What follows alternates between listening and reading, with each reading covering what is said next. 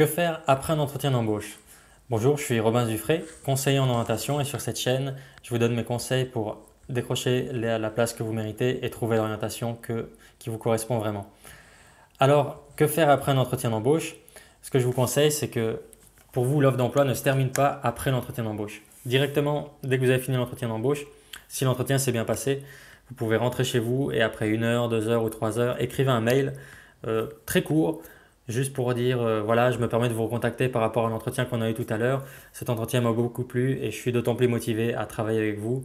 Dans l'attente de votre réponse, que j'espère positive, je vous présente mes meilleures salutations, nom, prénom, numéro de téléphone. Voilà, juste pour retourner au contact une dernière fois et pour dire voilà, vraiment, on a eu l'entretien, j'étais motivé pendant l'entretien et maintenant j'ai réfléchi un peu et je me dis oui, effectivement, ça motive. Donc faites-le, retournez au contact. Ça, c'est la première chose.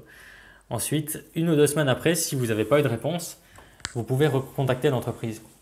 Voilà, normalement, à la fin de l'entretien, il faudrait toujours demander quand est-ce que la décision sera prise. Comme ça, vous êtes fixé sur le moment où on aurait dû vous recontacter.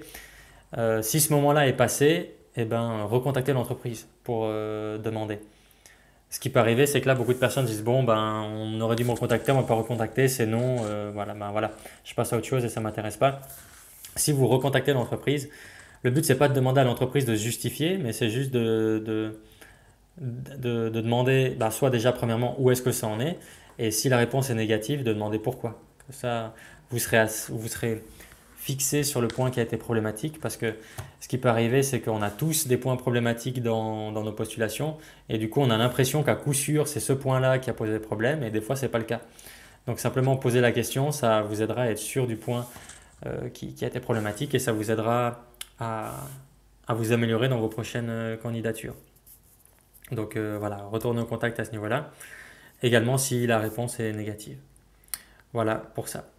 Donc si cette vidéo vous a été utile, ben, n'hésitez pas à l'aimer, à la partager, à vous abonner. Si vous avez des questions sur l'entretien d'embauche ou sur la recherche d'emploi en général, n'hésitez pas à me la poser dans les commentaires. Nous, on se voit dans une prochaine vidéo. D'ici là, ne négligez rien, ne lâchez rien et ça finira par passer. À tout bientôt.